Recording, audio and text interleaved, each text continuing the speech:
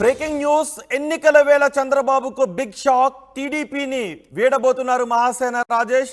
వచ్చే ఎన్నికల్లో ఏ పార్టీకి ఓటు వేసినా అది బీజేపీకి ఓటు వేసినట్టే అని మహాసేన రాజేష్ అంటున్నారు. ఎస్సీ ఎస్టీ మైనార్టీల ఆత్మగౌరవం కోసం ఈ ఎన్నికల్లో పోటీ చేద్దామని మహాసేన రాజేష్ అంటున్నారు. కూటమి రెబల్స్గా 175 నియోజకవర్గాల్లోనూ పోటీకి సిద్ధమని మహాసేన రాజేష్ అంటున్నారు. 100 నియోజకవర్గాల్లో పోటీకి సిద్ధం చేస్తున్నామని చెప్తున్నారు. 50 సీట్లలో ముస్లిం అభ్యర్థులను పోటీ చేయిస్తున్నామని చెప్తున్నారు. ఉనికి కోసం, ఆత్మ గౌరవం కోసమే మా పోటీ అని మహాసేన రాజేష్ అంటున్నారు. సోషల్ మీడియా వేదికగా దళితులు, ముస్లిమ్స్, క్రిస్టియన్స్కు పిలుపునిచ్చారు మహాసేన రాజేష్. మహాసేన రాజేష్కి టీడీపీ పి గన్నవరం టికెట్నిచ్చింది. అయితే అక్కడ నుంచి జనసేన నాయకులు రాజేష్ను వ్యతిరేకించడంతో మళ్ళీ టికెట్ను జనసేనకు అక్కడ నుంచి కేటాయించింది. ఆ తర్వాత రాజేష్ టీడీపీలోని కొనసాగారు. ఇప్పుడు టీడీపీ నుంచి బయటకు వచ్చి 100 నియోజకవర్గాల్లో అభ్యర్థులను కూటమికి వ్యతిరేకంగా పెట్టాలి అని అనుకుంటున్నారు. ఎస్సీ ఎస్టీ ముస్లిం మైనార్టీలు తమను ఆదరించాలి అని కోరుతున్నారు రాజేష్. దీనిపై మరింత సమాచారం మా ప్రతినిధి కృష్ణమోహన్తో మాట్లాడదాం. కృష్ణమోహన్, రాజేష్ ఎందుకు టీడీపీ నుంచి బయటకు వచ్చి రెబల్గా మారాలని అనుకుంటున్నారు?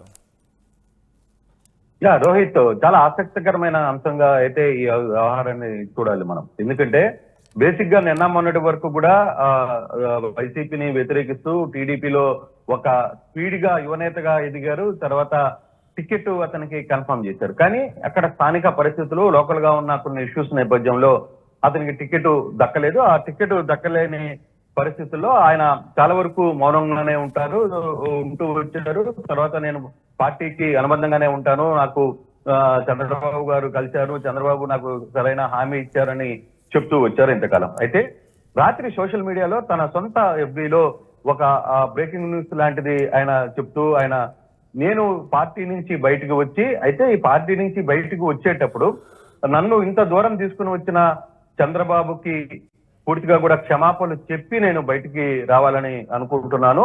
ఈ బయటకు వచ్చే నేపథ్యంలో 175 స్థానాల్లో తన సామాజిక వర్గం ఏదైతే మాల సామాజిక వర్గం ఉందో దాన్ని బేస్ చేసుకుని ఎస్టీలకు, బీసీలను, అలాగే మైనారిటీలను కూడా కలుపుకొని దాదాపుగా 175 స్థానాలతో ఇండిపెండెంట్లుగా పోటీ చేయడానికి మేము సిద్ధమవుతున్నాం అనేది తను చెప్తున్న పరిస్థితి. అయితే దీనివల్ల ఎవరికి నష్టం, ఎవరికి మేలు జరుగుతుంది అనే అంశాలను కూడా నేను బేరీజు వేసుకున్న పరిస్థితి అయితే ఉంది.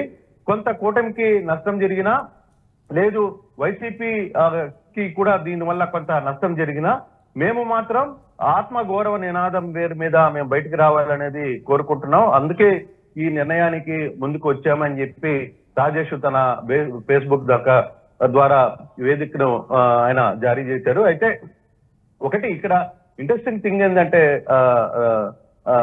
రోహిత్, ఇక్కడ ఇప్పుడు ఇతను పోటీ చేస్తున్న దాదాపుగా 30-40 స్థానాల్లో మేము ముస్లిం అభ్యర్థులను కూడా పోటీకి రంగంలో దిగబోతున్నామని చెప్పి ఆయన ప్రకటించాడు. అది ఎంతవరకు వర్కౌట్ అవుతుంది? నిజంగానే ఇతను కోరుకున్నట్టుగా మాదిగా అంటే ఇతర సామాజిక సమీకరణాలు కావచ్చు, లేకపోతే ముస్లిం మైనారిటీలను కావచ్చు 175 స్థానాల్లో పోటీ చేసే అవకాశం ఉంటుందా అనేది ఇప్పుడు చర్చ జరుగుతుంది. నిజంగా అంత అవకాశం ఉందా? ఇది చర్చ నిజంగానే ఇది వర్కౌట్ అవుతుందా? 175 స్థానాల్లో అభ్యర్థులను పెట్టి మహాసేన రాజేష్ ఈ వ్యవహారాన్ని నడపగలరా అనేది ఇప్పుడు తాజా చర్చ జరుగుతుంది. అయితే దీని వెనకాల రెండు పార్టీలకు సంబంధించిన ఇరు పార్టీల వాళ్ళు ఒకరి మీద ఒకరు మాట్లాడుకునే పరిస్థితి ఉంది.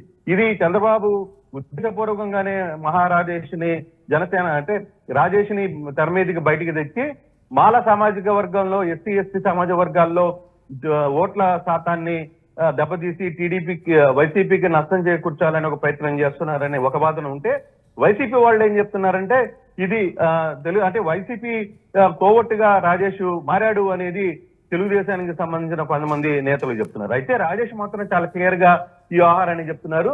ఇక్కడ రెండు పార్టీలు ఎవరు గెలిచినా బీజేపీకి వంత చేరతాయి, బీజేపీకి మద్దతు తెలిపితే, కాబట్టి మనం బీజేపీకి వ్యతిరేకంగానే తమ పోరాటం ఉంటుంది అని చెప్తున్న పరిస్థితి అయితే చూస్తున్నాం రోహిత్.